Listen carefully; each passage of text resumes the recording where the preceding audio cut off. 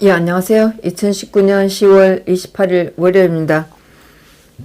오늘 2시에 청와대 대변이었던 국회의원 이정현 의원의 세월호 사건에 대해서 해경이 너무 잘못한 것처럼 보도하지 말고 다른 걸로 좀 대처해달라, 이렇게 해서 KBS 김시곤 보도부장한테 전화 2번 한 걸로 가지고 방송 편성에 개입했다고, 간섭했다고 해서 1심에서 1년 징역 집행유예 2년을 받은 게 있어요. 그때가 작년 8월 24일이었는데 올해 항소심이 오늘 선고가 있었네요. 그 세월호 보도가 났을 때 너무 해경에 대해서 나쁘게 얘기하지 말고 좀 다른 걸로 좀 대처를 해달라, 이렇게 해서 했는데, 김시곤한테 전화를 했는데 이정현 의원은 좀 아는 사이고 해서 부탁을 한 거다, 이렇게 했는데 법원에서는 별로 아는 사이도 아니고 부탁을 한 게 아니고 보도에 개입을 했다, 이렇게 하면서 징역 1년을 때렸어요. 그랬는데 물론 저 개인적으로 봤을 때는 억울하죠. 사실 말이 안 되는 이 재판이죠. 이 김시곤이 그 전화를 받고 그 방송을 안 한 것도 아니에요. 그대로 달라진 것도 없이 방송을 했어요. 아무것도 달라진 것도 없는데 박 대통령 이렇게 되고 나니까 박 대통령 관련된 모든 걸 이렇게 하는 거고, 더구나 세월호 관련된 거는 하여튼 이 나라가 하여튼 전부 다 잡아먹으려고 하는 듯이 하니까 이정현 의원도 이렇게 악의적으로 선고가 났죠. 그러면서 방송법인가 이게 만들어지고 나서 처음으로 이렇게 형을 받은 사람이라고 이렇게 하는데, 작년에도 여자 판사가 형을 때릴 때 판결을 읽어갈 때 내용을 길면서 되게 악의적으로 했어요. 그랬는데 올해 항소심 선고가 났는데 결과적으로는 그 내용은 똑같이 했어요. 법의 그 원심에서 달라질 건 하나도 없고 법의 해석을 오인할 게 없고 잘못한 거 없다 그랬는데, 다만 양형에서 원심이 무겁다, 그래서 벌금 1,000만 원을 한다, 이렇게 했는데 형사재판에서 금고 이상의 징역 이런 게 금고 이상의 형을 받으면 이건 이렇게 된다 그러는데, 이 같은 오늘 이제 이게 오늘 재판 같은 경우에는 판결이 그대로 확정되면 의원직은 유지할 수 있게 된다고 이렇게 했나요? 판사가 봐주기는 한 것 같은데, 내용은 이정현 개인을 보면 억울할 것 같다고 저는 생각은 하지만, 또 제가 박 대통령 탄핵에 대해서 굉장히 부당하다고 생각하는 사람의 입장으로 봤을 때는 이정현 의원의 비겁한 거에 대한 벌을 받아야 된다고 생각해요.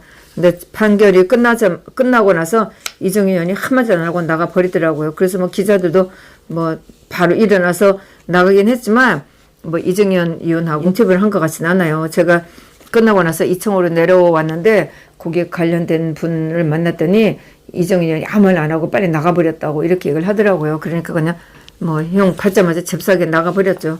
대부분의 상고를 하는지는 이제 두고 봐야죠. 그랬고 재판이 일찍 끝났어요. 바로 첫 번째로 2시 돼갖고 바로 이정현 의원 불러대갖고 바로 선고를 했으니까 그 내용도 좀 짧았고, 그래서 그 옆에서 하고 있는 원세훈 국정원장 재판에 들어가려고 봤더니 분위기가 좀 심상치 않았어요. 거기다가 법원 앞에 줄을 쳐놓고 그 법원 직원들이 남자 직원, 여자 직원 하나 있고 또 밖에 의자에 또 사람들 앉아 있고 그랬어요. 그래서 원세훈 국정원장 재판이 그렇게 심각한 건 아니는데 분위기가 심상하기는 하지만, 제가 들어갈 수 있냐고 그랬더니 못 들어간다고 그러면서 비공개 재판이라 못 들어간다고. 그래서 원세훈 국정원장 재판은 제가 그 전에 한 번 이제 들어가 본 적이 있었고, 또 한 번 들어간 거는 인테리어 비용 진짜 너무 기가 막혔어요. 인테리어 비용도 띵겨 먹었다고 그걸 또 재판이랍시고 또 하고 있는데, 원세훈 국정원장은 재판이 9개인가 10개인가 지금 그런 상태예요. 근데 제가 잠깐 봤는데 재판도 벌써 뭐 구속돼 갖고 있는지도 오래됐고 이렇게 불려다닌 지도 너무나 많고 그래서 그런지 도리어 뭐 초연한 그런 느낌이더라고요. 얼굴은 도리어 평안하다고 할 뭐 그런 느낌을 제가 받았어요. 그래서 뭐 그걸 못 본다고 한들 별로 뭐 아쉬울 것도 없어서 다시 그 성창호, 조의원, 신광열 판사들이 재판받고 있는데 갔는데 뭐 재판 내용도 없고 조서 번호를 가지고 따지고 있는데 재판은 거의 다 끝난 것 같아요. 제가 거기는 뭐 많이 들어가지는 않았는데 재판도 그렇게 많지는 않았는데 뭐 조서 번호를 가지고 서로 뭐 기록 때문에 하는 건지 뭐 변호사가 검사석에 가서 확인도 하고 번호도 하고 문구 하나를 고치기도 하고 이렇게 하고 있는데 지난번에 유해영 판사는 벌써 재판이 다 끝나고 마지막으로 남아있는 게 아마 신문을 하고 곧 결심을 하는 그런 상황이에요. 그 개별적인 판사들은 이렇게 이제 개별적으로 받고 있는 판사들의 재판은 이렇게 좀, 벌써 결심이 다가오는 것 같은데 결국은 모든 그 판사들이 재판 받고 있는 거는 보고서인데 보고서를, 행정처 임종원 차장한테 보냈다는 거잖아요. 그런데 임종원 차장은 지난번 5월 달에 재판 기피 신청을 해버렸어요. 그러고 나서 더 이상 재판이 열리지를 않고 있거든요. 구속 6개월 만기가 됐는데, 풀어주질 않고, 구속을 연장해버렸어요. 그러니까 임종원 차장이 화가 나갖고 재판 기피 신청을 해버렸어요. 그리고 아직까지도 재판이 열리지가 않고 있는데, 다른 재판, 그 판사들의 재판이 열렸다고 해도 임종원 차장의 재판이 열리지 않으면 과연 선고를 할 수 있을까 이런 생각을 해요. 모든 뭐 재판들에 들어가 보면 모든 재판에서 다뤄지고 있는 게 이 보고서를 누구한테 보냈나, 이 이메일을 누구한테 보냈나, 이런 문건을 누구한테 보냈나, 어떻게 했나, 저떻게 했나 다 그렇죠. 물론 뭐 결국은 임종원 차장이 그 문건들을 받아서 양승태 대법원장한테 보고를 했나 이제 이걸 물어야 되겠죠. 양승태 대법원장 재판은 대법관의 재판은 계속 열리고 있는데 중간에 임종원 차장이 빠진 상태라 선고가 어떻게 될지 모르겠고 물론 뭐 양승태 대법원장 박병대 고용한 대법관 세 분이 받고 있는 재판은 증인이 210명인데 일주일에 한 번씩 해서 일주일에 두 번이네요. 수요일하고 금요일이니까 일주일에 두 번 재판해서는 2년이 걸려도 선고가 날지 모르겠다 이렇게 검사들이 투덜댄 적이 있었어요.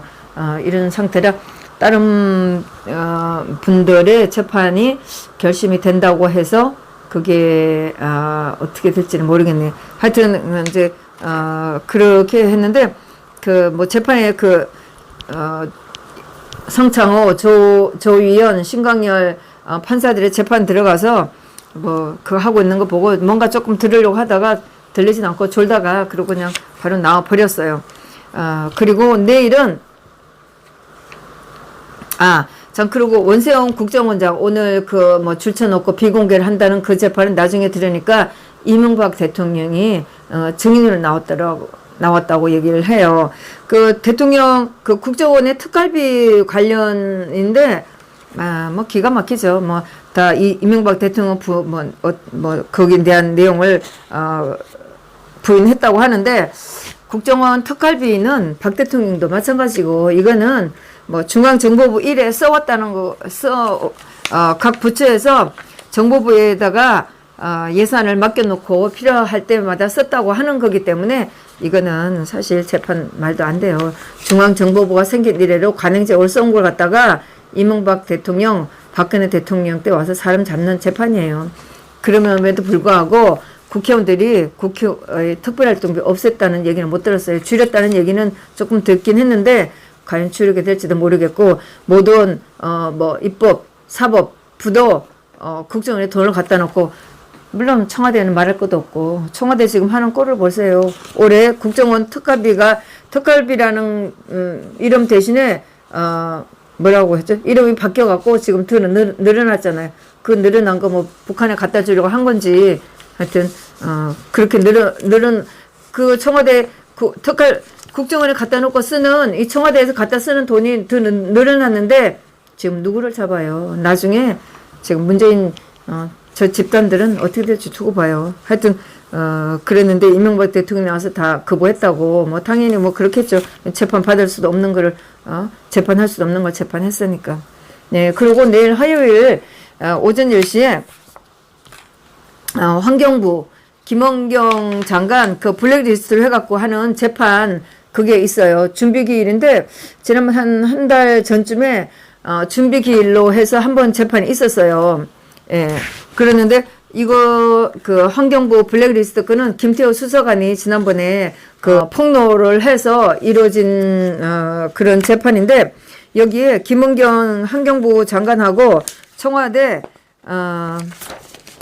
네, 신미숙 비서관 이 두 사람이 직권남용 권리행사라고 해서 재판을 받고 있는데 박근혜 대통령 당시에 환경부 직원들을 밀어내고 문재인 쪽에 사람들을 심으려고 했는데 그중에 모르겠어요. 김은경 장관이 왜 자기가 총대를 맸는지 모르지만 왜 또 특별히 환경부에서 그렇게 총대를 맸는지 모르지만 문재인 정부의 문재인 지지하는 사람들, 문재인 정부의 사람들을 심으려고 그 전 정부에 있던 사람들 밀어내는 사건이에요. 근데 이게 너무나 노골적으로 된 거라 뭐 박 대통령 시절에 문화계의 블랙리스트 이거는 국가 예산이 한정됐기 때문에 그걸 나눠주려고 하다 보니까 생긴 그런 어떤 뭐 사실 뭐 리스트가 있다고 하진 않지만 어쨌든 좌파들이 있다고 하면서 재판하는 거라 국가 예산을 어떤 게 우선이고 어떤 거를 어떻게 나눠줘야 될지 하는 거를 참고를 하기 위해서 만든 리스트일 수 있을 텐데 그걸 갖다가 지금 김우주 시장님을 3년인가 4년 때렸고 그렇게 했죠. 그랬는데 이 환경부는 너무나 노골적으로 그 근거가 상황이 너무나 명백해요.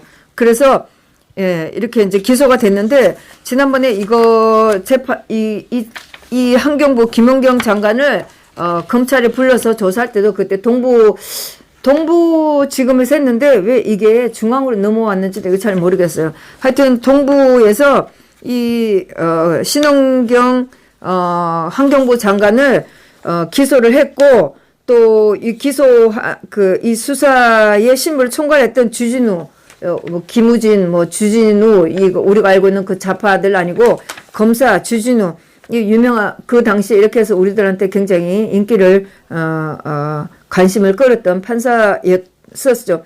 이 사람들이 그 동부지검에다 불러가고 조사한 그런 내용인데 재판은 중앙지검으로 넘어와서 재판 받고 있는 거예요. 그래서 내일이 아마 두 번째 준비 기일인데 첫 번째 그 준비 기일 때 이 판사가 물론 이제 그 기소된 내용에 대해서 검사들한테 그 기소된 내용을 묻고 또 거기에 대한 변호사들의 의견을 묻는 건데 변호사들은 아직 준비가 안 됐어요. 아직 뭐라고 그러지? 검사들 쪽에서 아메리카도 검사들 쪽에서 아직 그 조사서가 아직 제대로 안 했나 그래갖고 제대로 이 변호사들이 준비를 못 하고 있는 그런 상태였었어요. 그런데 그때에 판사가 이 검사들한테 하는 얘기를 보면 공소장을 보면 김 전 장관이 중간에 취소하거나 보류한 실행행위 또 어떤 신 전 비서관이 화가 나서 전화를 받지 않았다는 내용도 기재돼 있다. 공소 사실이 지나치게 장황하고 피고인에 대해 좋지 않은 인상을 심어줄 수 있는 내용도 있어 공소장 일본주의 위반 여지가 있다. 이렇게 얘기하는 거예요. 예. 그러면서 주요 내용은 범죄 일람표에 있으니까 공소 사실에 세세한 것까지 기재할 필요는 없을 것 같다. 또 그러면서 공소장을 다시 검토해보고 공소장 변경 신청서나 의견서를 제출해달라. 이렇게 얘기를 했고 피고인들의 지시를 받아 실행행위를 한 자들이 많이 등장하는데 이들에 대한 형법적 평가가 빠져있다. 우리 재판부에 계속 증인 사법농단 사건의 피고인은 임종원 전 법원 행정처 차장의 지시를 받아 각급 법원 판사들에게 지시를 전달한 공동정범으로 기소됐는데 이 사건은 그런 중간 단계 관계자가 기소되지 않았다. 이렇게 얘기하는 거예요. 그러면서 공소 사실에 따라 피고인들이 텔레파시로 지시를 한 것이 아니라 박모 전 환경부 기획조정실장 등을 통해 사표를 제출하게 하는 등 지시를 한 것이라면 그들이 공범인지 여부도 특정해달라. 이렇게 얘기를 했어요. 그런데 제가 이 말 들으면서 판사 이 말 들으면서 굉장히 놀랐어요. 판사 이 말은 다 맞아요.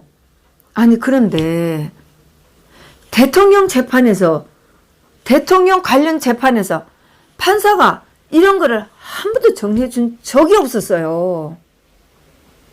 그래서 도리어 변호사들이 또 이 사법농단이라고 하는 이런 재판에서도 변호사들이 공소장 일본주의에 어긋난다. 대통령 재판에서도 엉터리 검찰이 기소한 내용 가지고 재판할 때 제가 들으면서 진짜 엉터리다. 어떻게 저럴 수가 있나 라고 한 적이 한두 번이 아닌데 이것을 어느 판사도 이거를 제대로 정정하라고 한 적이 없어요. 그런 상태로 재판을 했어요. 그런데 아니 이 환경부 블랙리스트로 한 재판이나 판사가 이게 쓸데없는 얘기를 많이 넣었다. 전화를 많이 한 것도 넣었다. 이게 여기 다 리스트에 다 나와 있는데 왜 그런 글을 넣어서 이 나쁜 선입감을 주게 하도록 하냐. 놀랍잖아요. 그래서 이 판사가 재판을 제대로 하는 판사인가? 아니면 김은경 장관한테 벌을 안 주겠다고 이 자판가? 짜고 하나? 이런 생각이 드는 거예요. 그냥 엄청 놀라운 거예요. 아니 판사가 이렇게 지금까지 한 번도 정리를 해서 준 적이 없었거든요.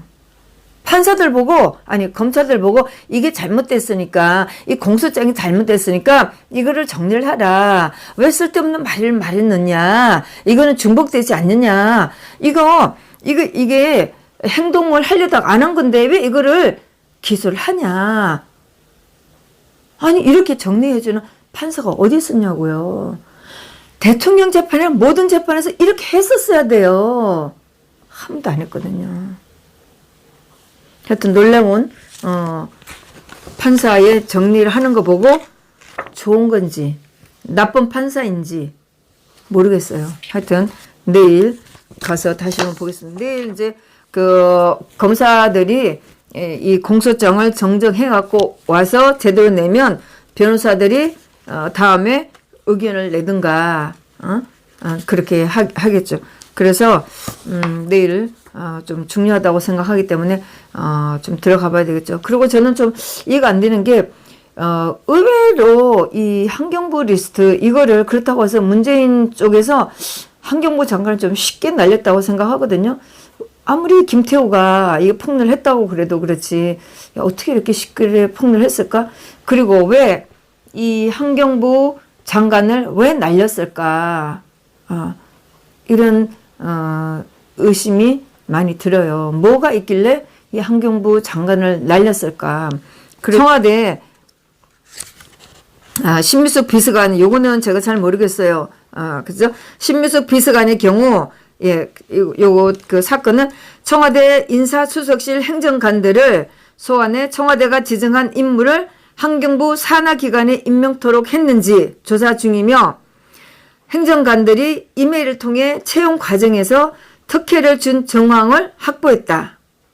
또한 공모 무산 당시 청와대가 환경부 차관과 고위 관계자를 불러 추궁한 사실이 확인되었다. 물론 뭐 김태호 수석관이 폭로를 했기 때문에 이렇게 조사를 해서 확인되었는데 그러면서 신미숙 비서관의 경우 2018년 7월 환경공단 상임감사 공모에서 청와대 추천 전직 언론사 간부인 박모 씨가 탈락하자 환경부 관계자를 질책했다고 알려졌다. 자기는 사람을 심고 싶었는데 안 됐으니까 했겠죠. 예. 그랬는데 지금 문재인 정부가 하는 꼬라지 문재인 정부에서 하는 꼬라지를 보면 이렇게 쉽게 수긍을 하고 포기할 것이 아닌데 왜 이 환경부 장관을 날렸을까 하는 의심이 들어요. 그래서 이 판사가 환경부 환경부 장관을 구해줄까? 정말 날릴까?